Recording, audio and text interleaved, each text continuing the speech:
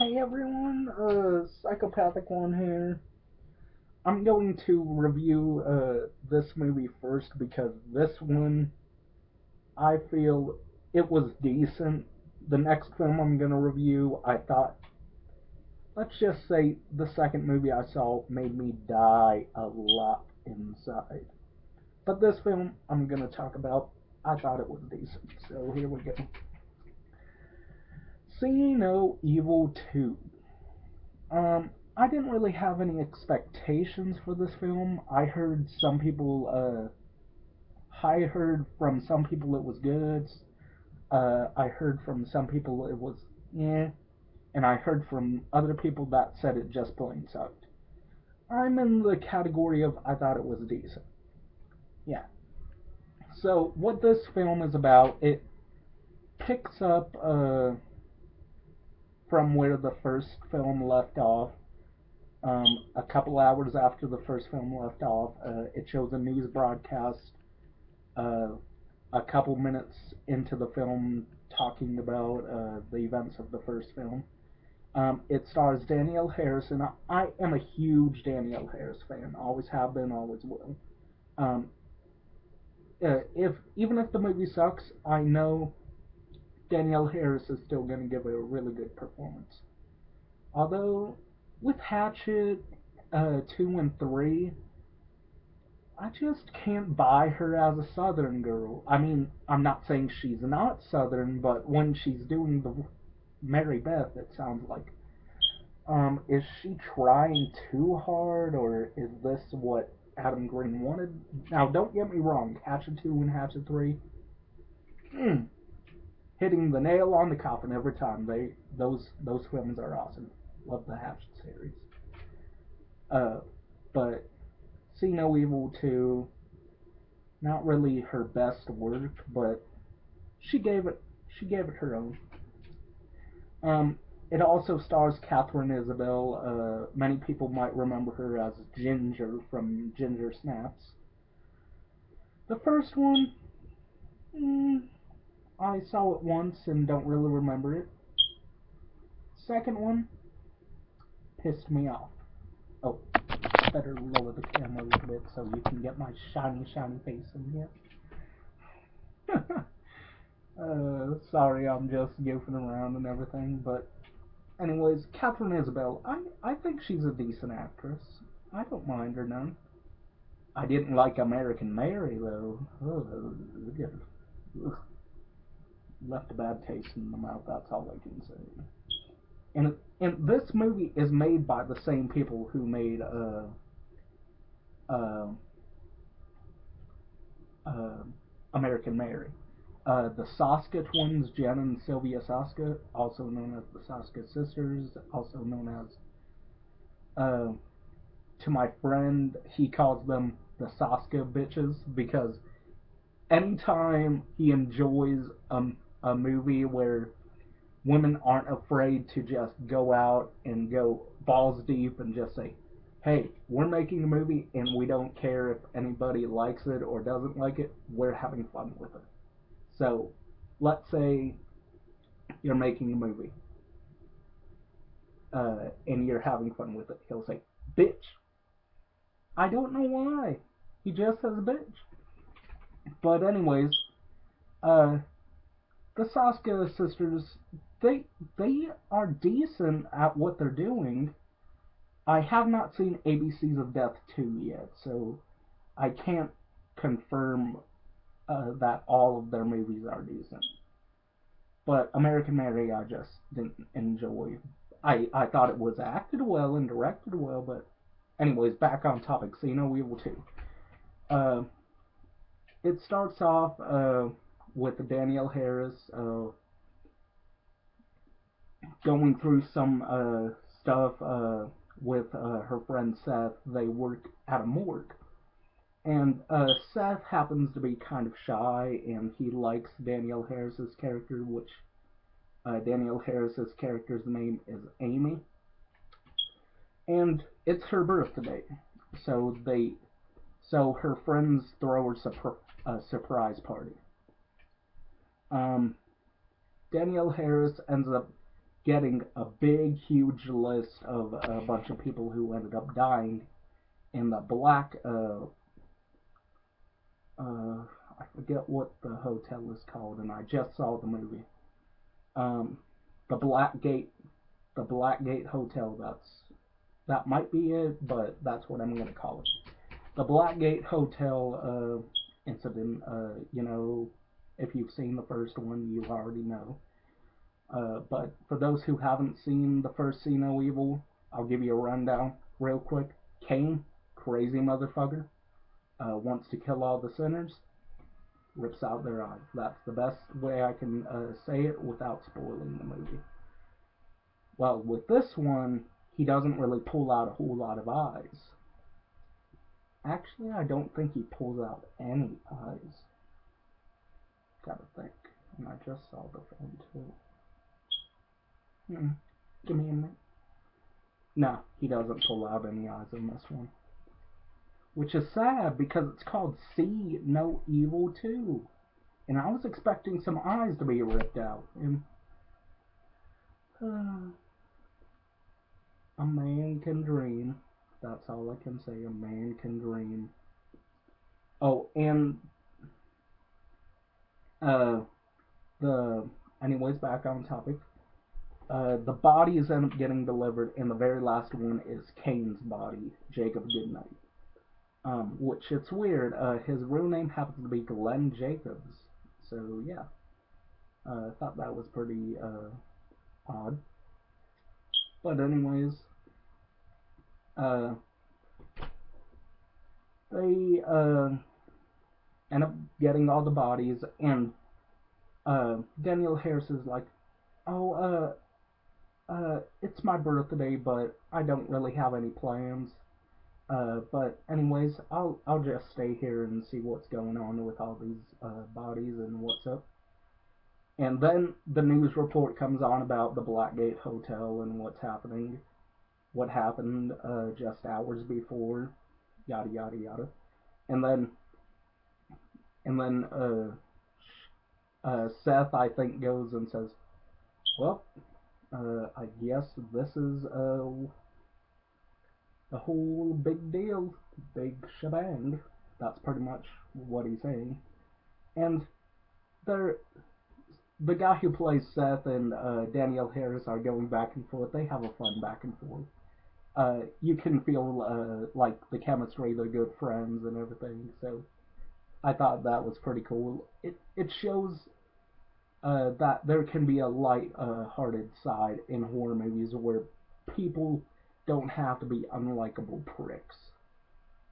Like Hostel, I did not like that movie. I did not like any of the characters. They were unlikable pricks. So then we get introduced to Amy's friends. Amy being Danielle Harris. Amy's friends, we've got Catherine Isabel's character. We've got this blonde woman. I swear I could have seen her in something else. Either she is the girl from Doll Graveyard. If anybody's seen that movie, they might see a resemblance between that girl and this girl. And I could swear it's the same girl from Doll Graveyard, the one who ends up getting scratched on her face by one of the dolls. I think this is the same girl, the blonde chick. She acted alright. Like I said, all the actors did a really good job.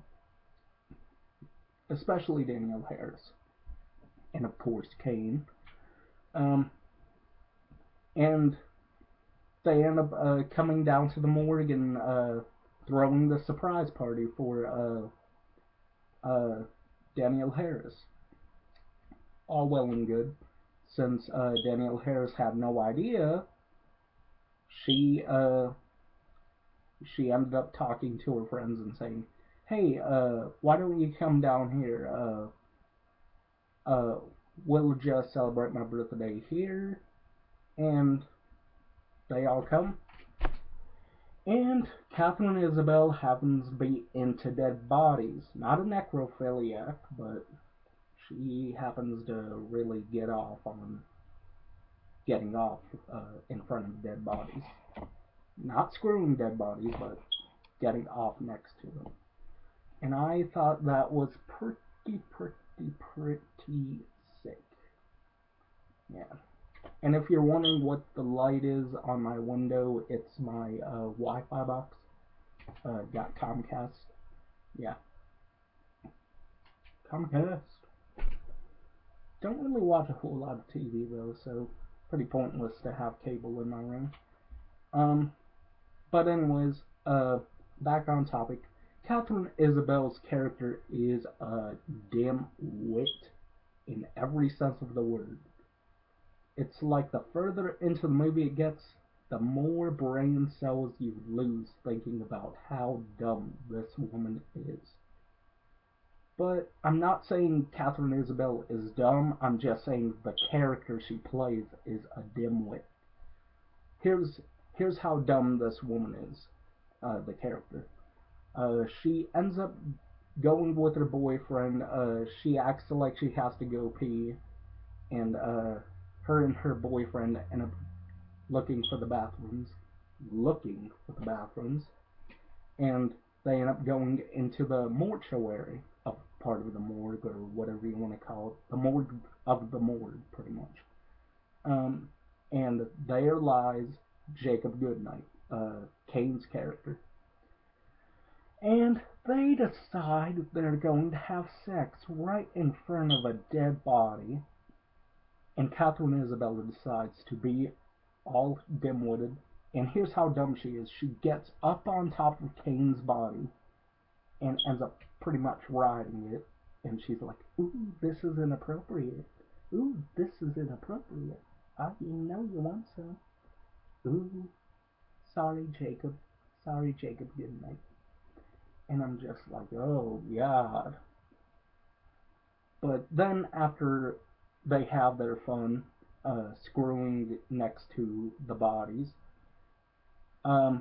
Jacob ends up waking up. We don't see him rise from the dead or anything. We just see him in one shot laying down, and then we see him disappear in the next shot.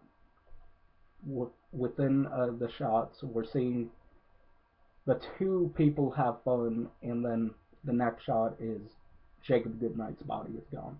Then the lights go out, and then it gets to some killing. The first guy's death, nothing really memorable. Nothing really memorable. Getting tongue-tied. Pretty much a throat slit. Nothing big, nothing really gory. This movie is not very gory, so if you're going in expecting gore, there isn't really any. At all. Barely any blood either. Like, the goriest scene I'll end up talking about. I'm gonna be spoiling all the deaths, people, so for those who haven't seen the movie, sorry. Sorry.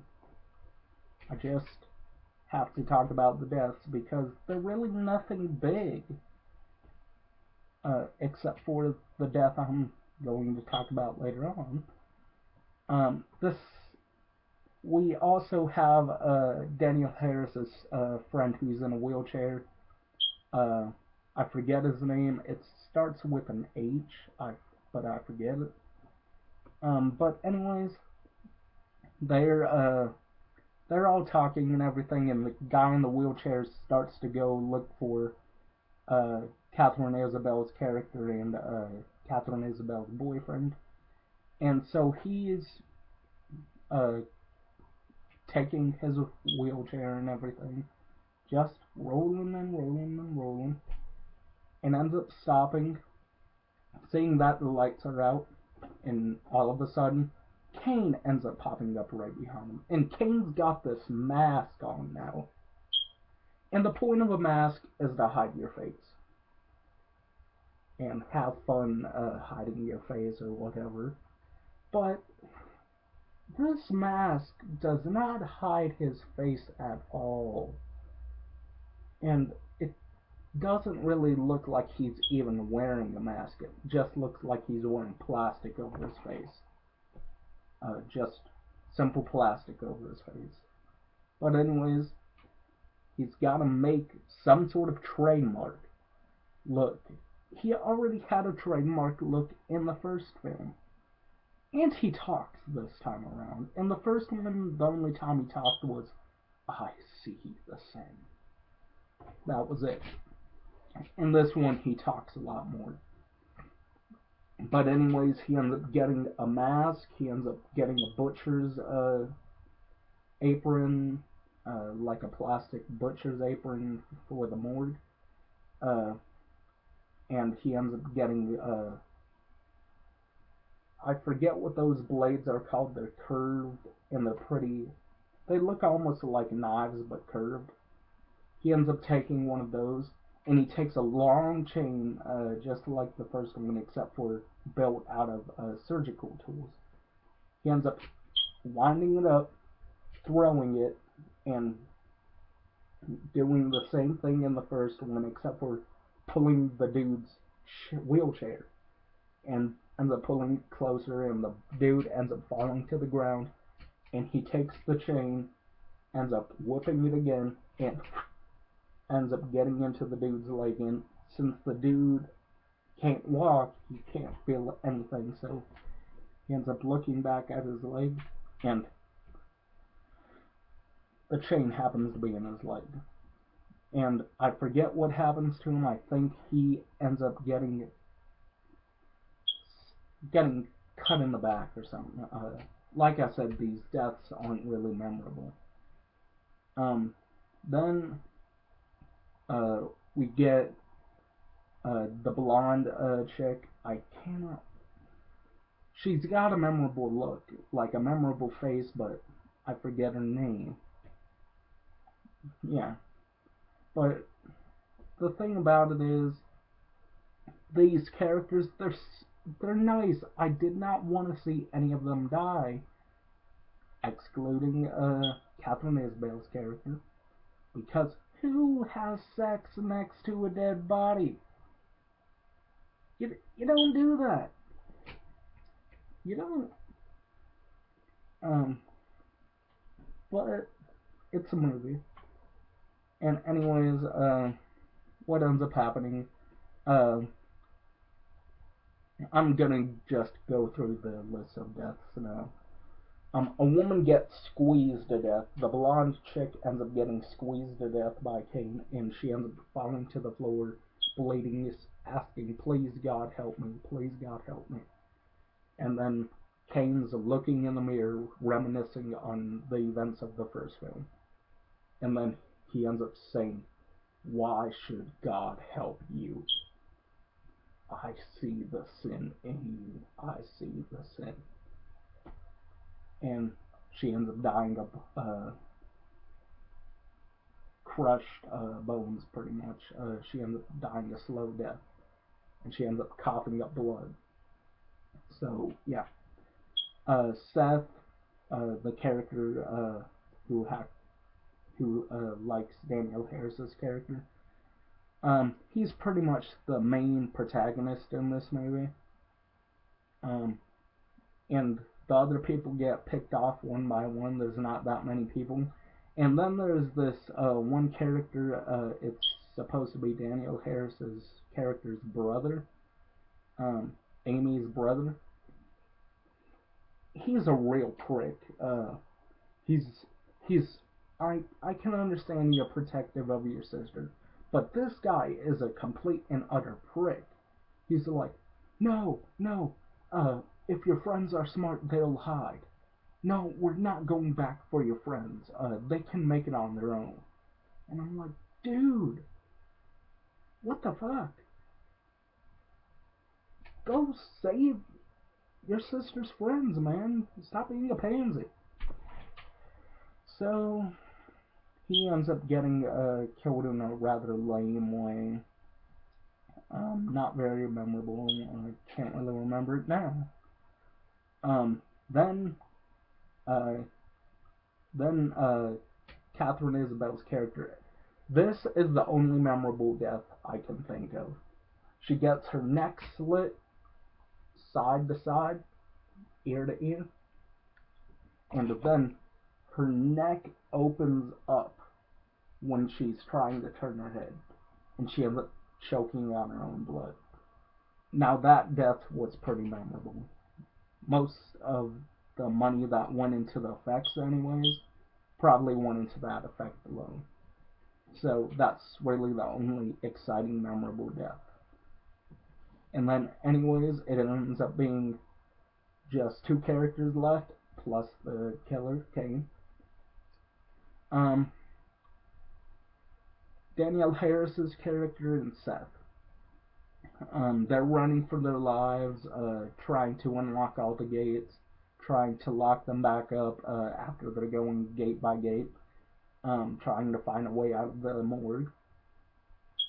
And they finally find a way out, and only Danielle Harris's character can fit through, and Seth is like, you go, please, I'll be right behind you, you go, you're the only one that can fit, because the window only opened up halfway.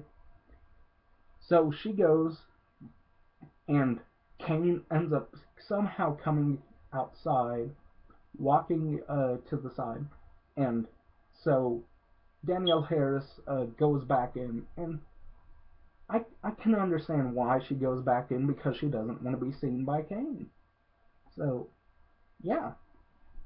But anyway, she's able to get the keys to the car, and she goes back in to save her friend. And Seth, he dies. But he's the last person to die, and we'll get to that. Danielle Harris, you think she's gonna make it. She's running and everything, and she ends up resting beside a door, and the knife, blade, whatever, I forget what it's called. It's pretty much like a scalpel, but bigger and a little bit curved. It ends up going through the door and going through the chest of Danielle Harris, and then she dies. Yeah, lame death. But then Seth is the last person left, and he ends up. This is the only point in the movie where you actually get to see an eye death, and it's not even an eye gouge. Kane puts his fingers over the dude's eyes and ends up squeezing until his fingers end up pushing through the dude's eye holes. That's it. And then cuts to credits, and then the movie ends. And I'm like, I liked the characters, I liked the score, even though I didn't talk too much about the score. It's got like the boom, boom, boom. Kind of like a techno score, but not really. Like, it didn't feel out of place. I thought there were moments that were suspenseful, and I liked Kane's performance, and I liked all of the performances of the actors. They all did their jobs. Even though the characters' names aren't really all that memorable, except for Danielle Harris's character's name, and the guy, Seth, and Kane's, of course, named Jake the Goodnight. His name is memorable too. But the other characters' names aren't really all that memorable. So, what do I rate See No Evil 2? Out of 10, I'd give it about a 7. No, 7 is a little bit too high. I'd give it a 6. Not bad, but not great either. It's decent. So 6 out of 10. Hopefully you all enjoyed my review over this movie See No Evil 2, and I'll be back with a rank. See you in a bit. Psychopath1c signing out. Peace.